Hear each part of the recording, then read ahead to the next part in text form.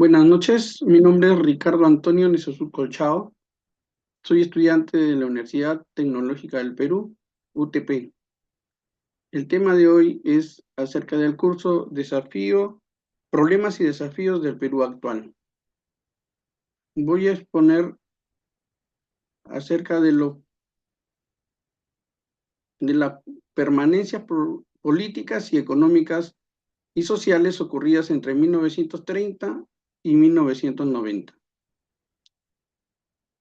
Durante la historia de la República del Perú, son muchos los sucesos y cambios que se han suscitado con la prioridad de nuestros gobernantes y autoridades para mejorar nuestro país.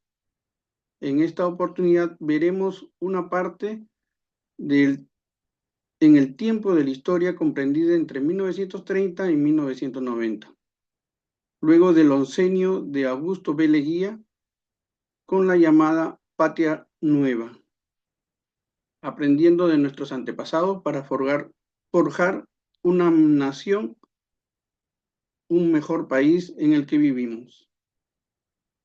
En lo político, fue un contexto que se inició desde el tercer militarismo, que abarcó desde 1930 a 1939.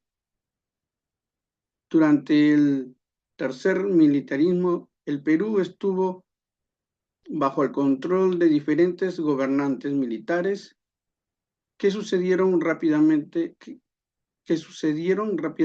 en el poder.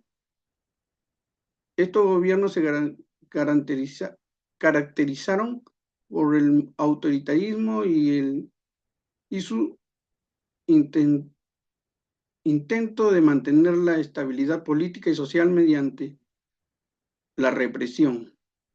Además, se implementaron medidas económicas orientadas a la reactivación de la economía, como la promoción y la industrialización, la nacionalización de empresas extranjeras.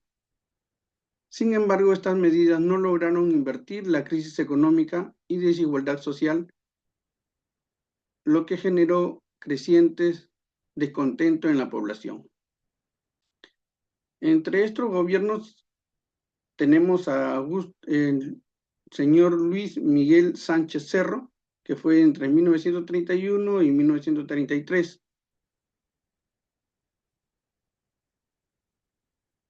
Que dejó huella en la vida política desde un punto de vista militar.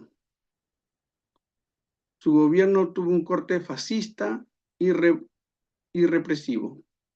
Luego realizó varias obras.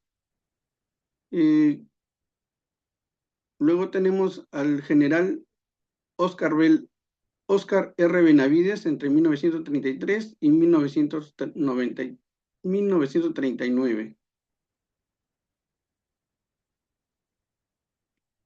que su lema era orden, paz y progreso. Entre sus obras destacamos que puso fin al conflicto con Colombia,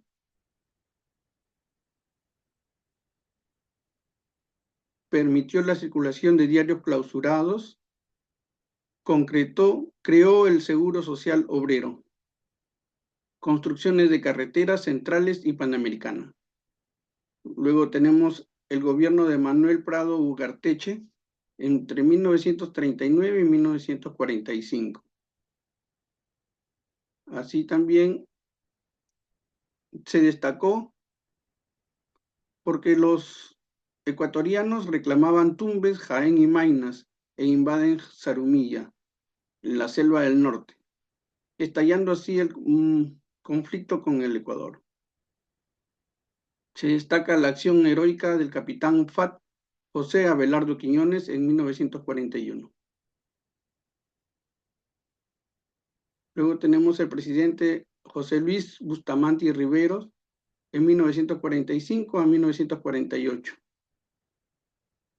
quien creó el Hospital Bravo Chico, hoy Hospital Hipólito Unanue.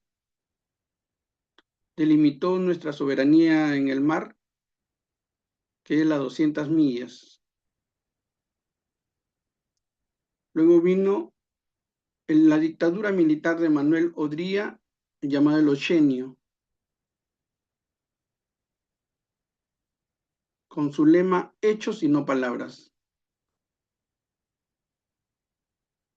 Hizo la libertad de industria y comercio, decretó el mercado libre, eliminando el control de los precios y cambios.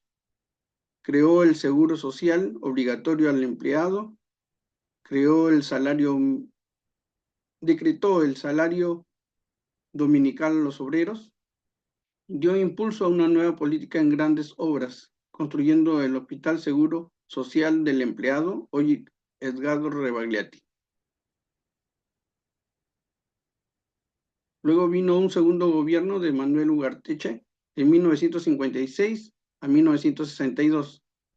Implementó la educación secundaria gratuita. Se incrementa un proceso de migración del campo a la ciudad y creó el Comando Conjunto FAT, que agrupó a los 3 institutos armados. Luego vino una junta militar entre los años 1962 y 1963, presidido en el primer año por Ricardo Pérez Godoy y luego por Nicolás Lindley. En 1963 y a 1968 tenemos el primer gobierno de Fernando Belaúnde Terry, quien quiso resolver el problema de Brea y Pariñas en posición de la IPC,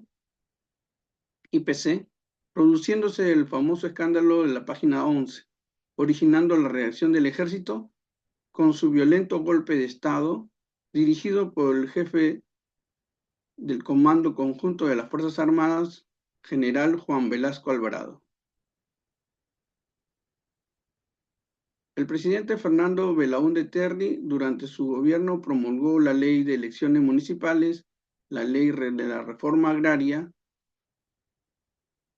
hizo obras de construcción de carreteras, el Aeropuerto Internacional Jorge Chávez.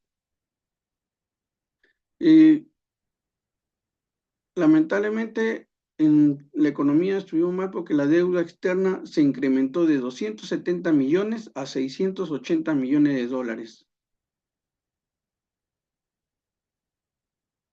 El 3 de octubre de 1968 se produjo un golpe de Estado por el general Juan Velasco Alvarado, quien toma el poder y realiza un gobierno con corte nacionalista, antiimperialista, anti-oligarquista y antifeudal. Gobierno al que autodenominó Gobierno Revolucionario de las Fuerzas Armadas. Su gobierno revolucionario se sintetizó en el famoso Plan Inca.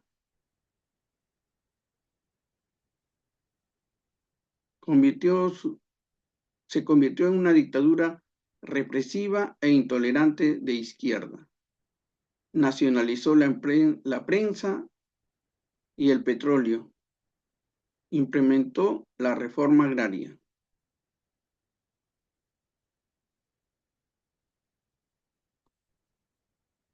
Cuando todo hacía indicar que se venía una invasión de Chile en Tacna, Francisco Morales Bermúdez y la cúpula militar da un golpe de Estado contra Velasco, frustrándose la invasión militar de Chile.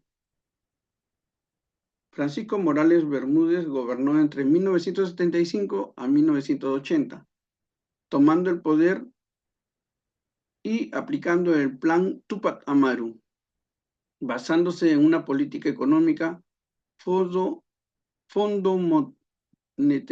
monetarista y servil al imperialismo norteamericano. Afronta la huelga general de la policía en 1975, concede la ciudadanía a los 18 años de edad, otorga el voto a los analfabetos,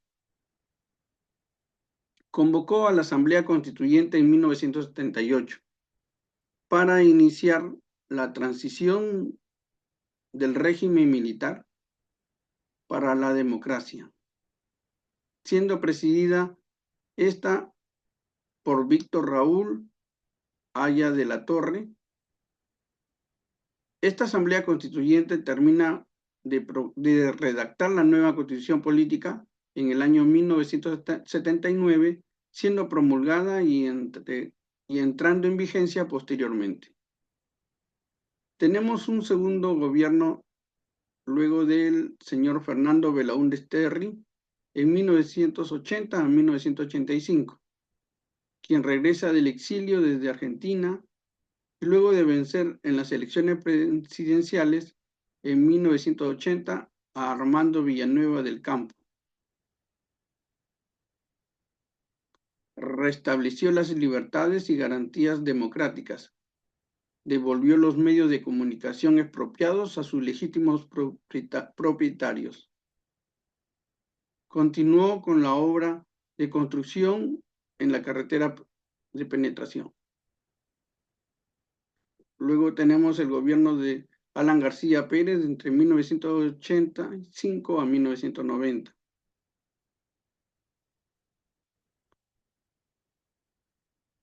Quien inicia el tren eléctrico, pagó parte de la deuda externa del 10%, pero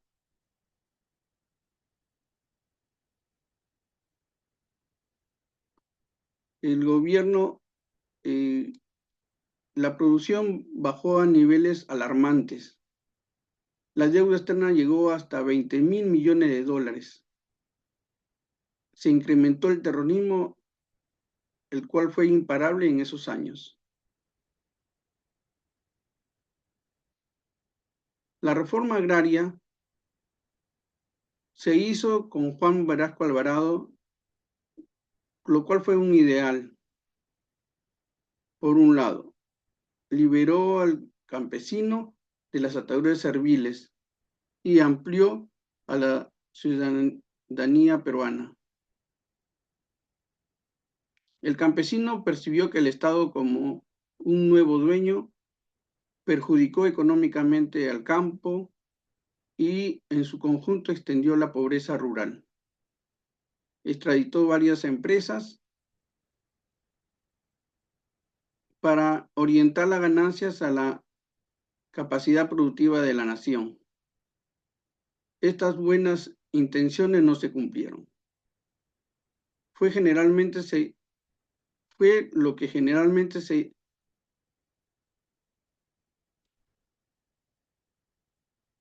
hizo, pero una estrategia condenada al fracaso a mediano plazo. La economía de las empresas expropiadas se volvió además complicada en el manejo político. Quiero concluir indicando que aún se nota la corrupción y la falta de gestión en nuestras autoridades. No hay liderazgo en los partidos políticos para mejorar el país. La sociedad a lo largo del Perú está agobiada de tantos problemas que se suscitan. Tenemos fe que haya un punto de quiebre y mejore nuestra realidad para mejorar nuestro país para nuestros hijos. Gracias.